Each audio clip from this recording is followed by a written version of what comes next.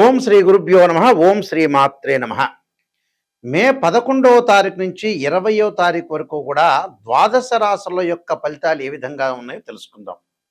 అంటే మేషాది ద్వాదశ రాశుల వాళ్ళకి ఎలాంటి ఫలితాలు జరగబోతున్నాయి అంటే ఉద్యోగ పరంగా, వ్యాపార పరంగా, సంతాన పరంగా, ఫైనాన్షియల్ పరంగా ఉండే డెవలప్మెంటు, శుభ కార్యక్రమాలు, ఆరోగ్యము, కోర్టు సమస్యలు, ఇళ్ళు, స్థలాలు, భూములు, అన్నదమ్ములు, అక్క చెల్లెళ్ళు, తల్లిదండ్రులు, నిర్ణయాలు, స్త్రీలకి అలానే పురుషులకి, విద్యార్థులకి చదువు గురించి అంటే ఎడ్యుకేషన్ పరంగా ఏ విధంగా ఉన్నాయో తెలుసుకుందాం.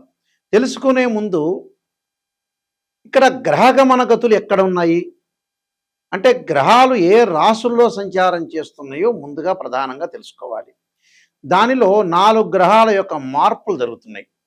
దానిలో ప్రధానంగా రవి, బుధుడు, శుక్రుడు, కుజుడు. గురువు సహజంగా మిథున రాశిలోనే ఉన్నాడు, శని మీనరాశిలో ఉన్నారు, రాహు కుంభరాశిలో ఉన్నాడు, కేతు సింహరాశిలో ఉన్నారు. మార్పులు జరిగే గ్రహాలు ఏమిటి?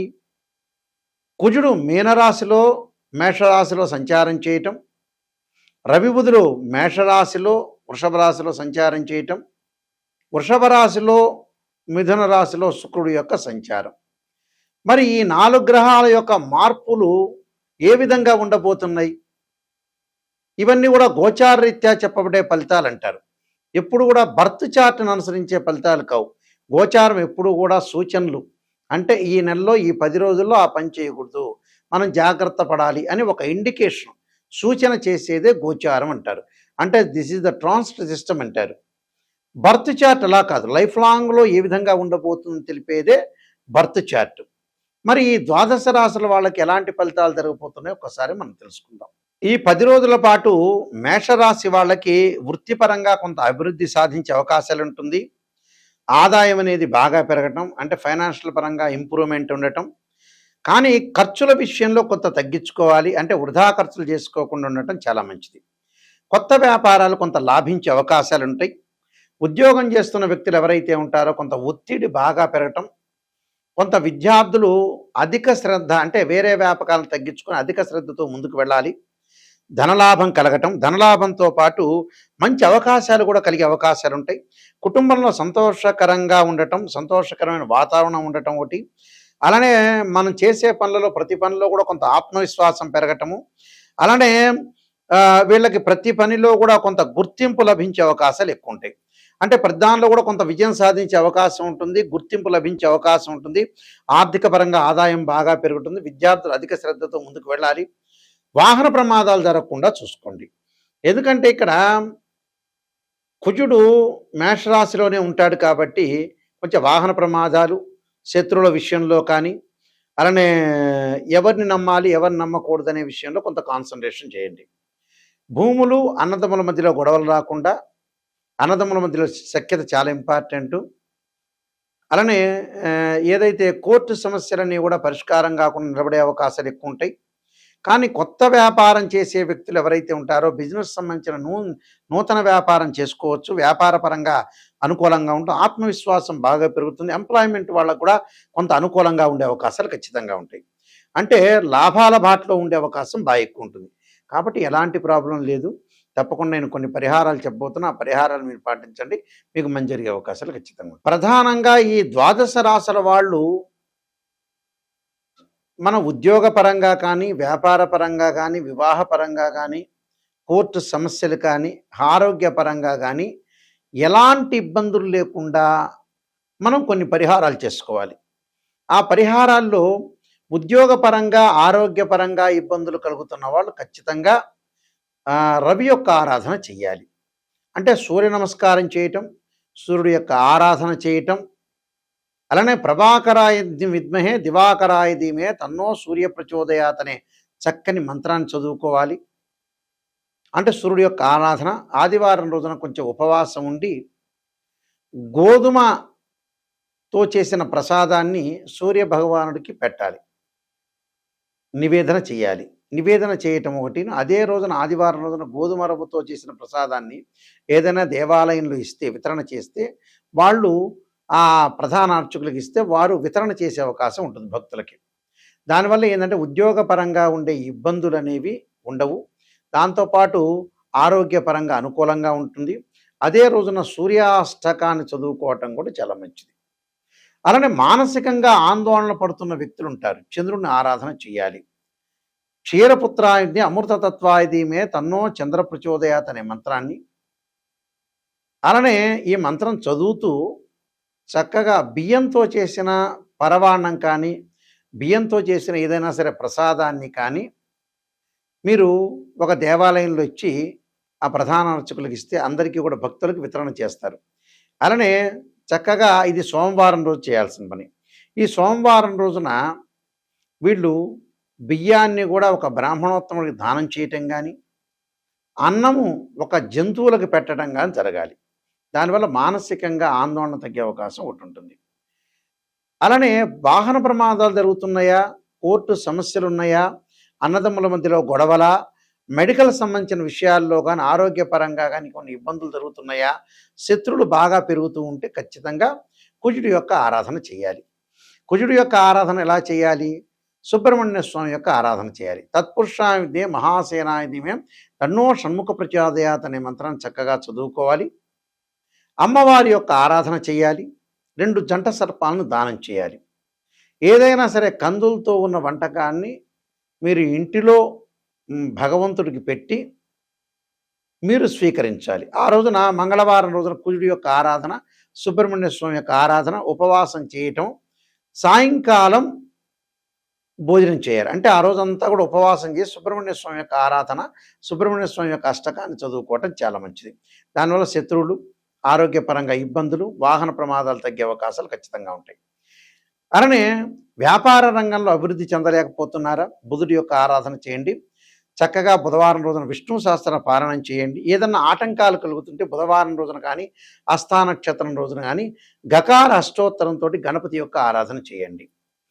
అంటే వక్రతుండ మహాకాయ కుడసూర్య సమప్రభ నిర్విఘ్నము కురుమే దేవ సర్వకార్యేశ్వరద అని గణపతి యొక్క ఆరాధన చేయండి. వీలైతే గణపతిని గకార అష్టోత్తరంతో మరి బుధవారం రోజున కానీ, హస్తా నక్షత్రం వచ్చిన రోజున కానీ చక్కగా గణపతి యొక్క ఆరాధన చేయటంలో మీకు విఘ్నాలు లేకుండా ఉంటుంది. వ్యాపార పరంగా కూడా అనుకూలంగా ఉండే అవకాశం ఉంటుంది. ఒకవేళ వీలైతే సంకష్టాల చతుర్థి వ్రతం వచ్చిందనుకోండి, ఆ రోజు సంకటాలన్నీ తొలగిపోవడానికి గణపతి యొక్క ఆరాధన చేయండి. విద్యందు అనుకూలంగా లేకపోవటం వల్ల ఫైనాన్షియల్ పరంగా, ఆర్థిక పరంగా ఇబ్బందులు కలుగుతున్నారా? ఆర్థిక పరంగా డబ్బులు మీ చేతిలో ఖర్చు అవుతున్నాయా? వ్యాపార పరంగా ముందుకు వెళ్ళలేని వ్యక్తులు ఖచ్చితంగా ఓ మిథ్యాయ కుబేరాయ వైశ్రవణాయ ధనధాన్యాధిపతే ధనం ధాన్యం సమృద్ధిమే దేహిమే దాపై స్వాహ అనే మంత్రాన్ని చక్కగా చదువుకోండి. వీలైతే శనగలు దానం చేయండి. విద్యార్థులు వచ్చేటప్పటిగా దక్షిణామూర్తి స్తోత్ర పారాయణం చేస్తే చాలా మంచిది. వివాహం కావట్లేదా స్త్రీ పురుషులకి అంటే శుక్రవారం రోజున అమ్మవారి యొక్క ఆరాధన చేయాలి. వీలైతే అబ్బాయిలు కన్యాపాస్పతాస్ రుద్రాభిషేకం, అమ్మాయిలు వచ్చేటప్పటికల్లా వరపాస్పతాస్ రుద్రాభిషేకం, అఘోర గౌరీ పాస్పతాస్ రుద్రాభిషేకం చేయటం చాలా మంచిది. మీకు ఎల్నాటి శని యొక్క ప్రభావం ఉందా? ఎల్నాటి శని యొక్క ప్రభావం ఉంది. పనులలో ఆటంకాలు జరిగి చికాకులు, మానసికంగా కొంత ఆందోళన పడుతున్నారా? ఆరోగ్యపరంగా ఇబ్బందులు పడుతున్న వ్యక్తులందరూ కూడా శనిని ఆరాధన చేయాలి. నల్లని ద్రాక్షారసంతో శనికి అభిషేకం చేయాలి. అంటే మనం దేవాలయానికి వెళ్ళిన తర్వాత ఆ దేవాలయంలో శనీశ్వరుడు ఉంటాడు. ఆ శనికి నల్లని ద్రాక్షారసం అభిషేకం చేయాలి. ఎలాంటి మంత్రంతో? ఒకవేళ వీలుంటే పురోహితుల చేత అభిషేకం చేయించవచ్చు. ఒకవేళ మీకు అందుబాటులో లేకుండా, మీకు శక్తి లేదనుకోండి, అలా చేస్తూ నీలాంజన సమాభాసం రవిపుత్రేమాగ్రజం ఛాయామార్తాండ సంభూతం తం నమామి శనేశ్వరం అనే మంత్రం చక్కగా చదువుకోండి. విదేశాలకు వెళ్ళలేకపోతున్న రాహుకేతుల యొక్క ప్రభావం ఉందా? రాహుకేతుల యొక్క ప్రభావం వల్ల కాలసర్పదోషం, సర్పదోషం ఉందా? ఉన్న వ్యక్తులు ఎవరైతే ఉంటారో రాహు యొక్క ఆరాధన చెయ్యాలి. రాహుకు అధిష్టాన దేవత అయిన దుర్గాదేవిని, అలానే సర్పాన్ని అంటే సుబ్రహ్మణ్య స్వామి యొక్క ఆరాధన చేయాలి. తత్పురుషాయుధే మహాసేనాయుధీమే తన్నో షణ్ముఖ ప్రచోదయాత్ అనే మంత్రాన్ని, నాగరాజాయుధే పృథ్వీధరాయుధీమే తన్నో సర్ప ప్రచోదయాత్ అనే మంత్రాన్ని చదువుకోవాలి. అలానే గణపతి యొక్క ఆరాధన చేయటం వల్ల కూడా కేతువు యొక్క దోషం పోతుంది. విదేశాలకు వెళ్ళే అవకాశాలు ఎక్కువ ఉంటాయి. కాబట్టి సర్పారాధన, గణపతి యొక్క ఆరాధన, అమ్మవారి యొక్క ఆరాధన చేయటం వల్ల చాలా మంచి జరిగే అవకాశాలు ఖచ్చితంగా ఉంటాయి. కాబట్టి ఇవన్నీ కూడా చేయటం వల్ల పరిహారాలు చేయటం వల్ల మనం మంచి జరిగే అవకాశాలు ఎక్కువగా ఉంటాయి. అయితే ప్రేక్షకులందరికీ కూడా ముఖ్యంగా విజ్ఞప్తి. నేను ఎంతో ఓపికగా చెప్తున్నప్పుడు మీరు కూడా ఈ వీడియోని ఓపికగా వినండి. అంటే ఓపికగా వినటం అంటే ఏమిటంటే మనిషికి ఎంతో ఓర్పు, సహనం ఉంటేనే జీవితంలో విజయం సాధిస్తారు. ఈ కాలంలో ఒకవేళ టైం లేకపోయినా కొన్ని విషయాలనేవి వినాల్సిన అవసరం అనేది ఒకటి ఉంటుంది. మన జీవితంలో కొంత సమయం అనేది కేటాయించాలి. జీవితంలో ఒక జాతకాన్ని చెప్పించుకునేప్పుడు ఏ గురువు గారి దగ్గరైనా సరే ఆస్ట్రాలజీని అప్రోచ్ అయినప్పుడు, గురువుగారండి నాకు పాజిటివ్ తెలుసండి, పాజిటివ్ నాకు తెలిసిన విషయమే. కానీ నెగెటివ్ చెప్పాలండి, నెగెటివ్‌లోంచి నేను పాజిటివ్ రావాలి అనే పాయింట్ అర్థం చేసుకోండి. ఎవరైనా సరే ఫస్ట్ నెగెటివ్ చెప్పించుకొని ఆ నెగెటివ్‌ని పాజిటివ్ చేసుకోవటం ఎలా అనేదే ఆలోచన చేయండి. శ్రీయ లోపం పెరుగుట పెద్ద విద్య, లోపమెరిగిన వాడే పూర్ణుడవుతాడట. మనం 10 సార్లు వెంకటేశ్వర స్వామి దగ్గరికెళ్ళినా, 10 సార్లు తిరుపతి దగ్గరికెళ్ళినా భగవంతుడు ఒక జ్ఞానాన్ని ఇచ్చాడు. ఏం జ్ఞానం ఇచ్చాడంటే, అయ్యా నిజాన్ని తెలుసుకోండి, నిజాన్ని తెలుసుకొని మీ జీవితాన్ని బాగు చేసుకోండి. ఒక కారు ఉంటుంది, రిపేర్ అవుతుంది. ఆ రిపేర్ మనం చేసుకొని కారులో చక్కగా వెళ్ళాలి. మన జీవితాన్ని కూడా మనం రిపేర్ చేసుకోవాలి. కారు ఎలాంటిదో మన జీవితం కూడా అంతే. ఇప్పుడు హార్ట్ సంబంధించిన ప్రాబ్లమ్స్ వస్తాయి, కిడ్నీకి సంబంధించిన ప్రాబ్లమ్స్ మనం రిపేర్ చేసుకోవట్లా, ఒక డాక్టర్ని కన్సల్ట్ అవుతున్నాంగా. కన్సల్ట్ అయిన తర్వాత దాన్ని ఎలాగా మనం హెల్త్ పరంగా ఉండే విషయాలు మనం తీసుకొని ముందుకెళ్ళినట్టే జీవితంలో లైఫ్‌లో నెగెటివ్‌ని పాజిటివ్ చేసుకోవాలి. ఎప్పుడు కూడా ఒక జాతకాన్ని అనాలిసిస్ చేసేప్పుడు 16 లగ్న కుండళ్ళు ఉంటాయి. అంటే D16 చార్ట్స్ ఉంటాయి. కేవలం రాశి చక్రం చూసి చెప్పడం కాదు. అంటే స్కానింగు, అంటే X-ray, scan, CT scan, MRI scan లాగా సూక్ష్మాతి సూక్ష్మంగా మన రాశి లగ్న కుండాల్ని డివిజనబుల్ చార్ట్ చేస్తారు మ్యాథమెటికల్ క్యాలిక్యులేషన్స్ తోటి. అంటే ఒక రాశి చక్రంలో మనకు తెలియదనుకోండి, వివాహం నుంచి నవాంశాన్ని చూడమంటాడు.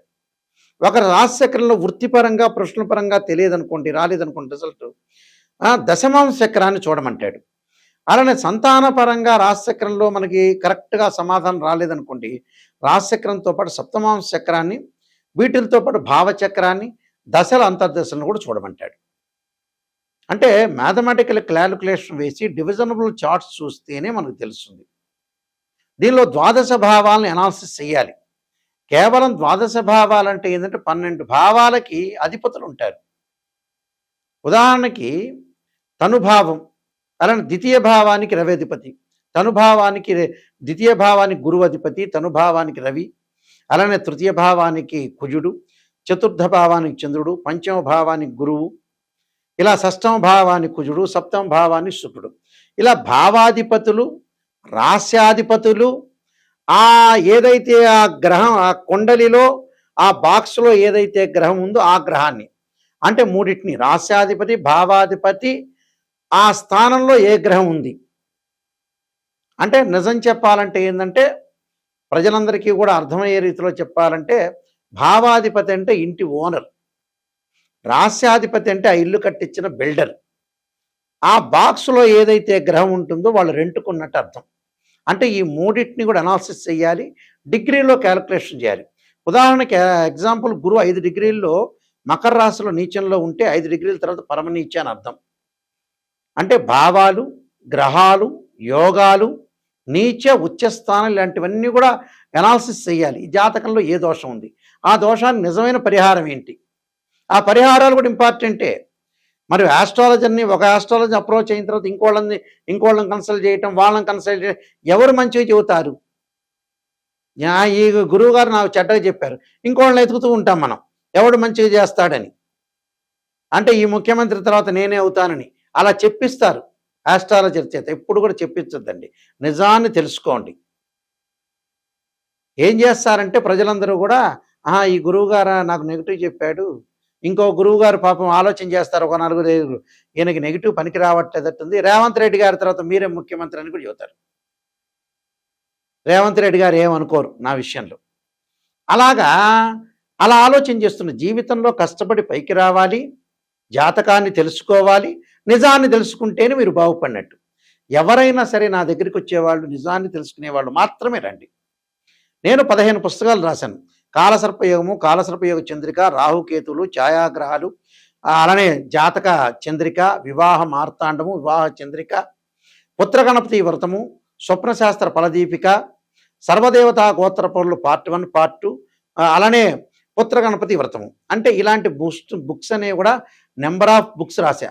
బృహత్ పరిహార సింధు, నవగ్రహ దోషాలకి ద్వాదశ మహావిద్యుల యొక్క అమ్మవారి యొక్క పారాయణాలు, ప్రొడక్షన్ ఆఫ్ ఆస్ట్రాలజీ, ఇలాగంటి పుస్తకాలన్నీ కూడా రాజమండ్రి మోహన్ పబ్లికేషన్లో దొరుకుతాయి. మా దగ్గర అయినా దొరుకుతాయి బుక్స్. రాజమండ్రి వారి యొక్క మోహన్ పబ్లికేషన్ కోటగుమ్మంలో ఉంది, అక్కడైనా మీకు దొరుకుతాయి. నిజాన్ని తెలుసుకోండి. మా వెబ్సైట్ చూడండి, www.nayakanti.com, www.nayakanti.in. ఆ వెబ్సైట్ చూడండి. స్క్రీన్ మీద స్క్రోలింగ్ అవుతున్న నెంబర్ ఉంటుంది. ఆ నెంబర్కి స్వయంగా నాకే కాల్ వస్తుంది. ఆ కాల్ నాతోనే మీరు మాట్లాడచ్చు. మాట్లాడి నిజాన్ని తెలుసుకునే వాళ్ళు మాత్రమే నాకు దయచేసి ఫోన్ చేయండి. నేను బాగుపడతాను, నాయకంటి మల్లికార్జున శర్మ గారి ద్వారా నేను వింటాను, ఆయన మాటలు నేను వినాలి, నేను డబ్బులు ఖర్చు పెట్టకూడదు, నేను అన్ని ఆరోగ్యపరంగా జాగ్రత్త ఉండాలి, ఎంతవరకు మన లైఫ్ అనేది ఉంటుంది, ఎంతవరకు మనం బాగు చేసుకోవాలనే విధానాల్ని ఎవరైతే నిజంగా కుటుంబాన్ని బాగు చేసుకోవాల్సిన వ్యక్తులు కానీ, వాళ్ళు డెవలప్మెంట్ కావాలి అనే వ్యక్తులు ఎవరైతే అనుకుంటారో అలాంటి వాళ్ళు మాత్రం ఫోన్ చేయండి.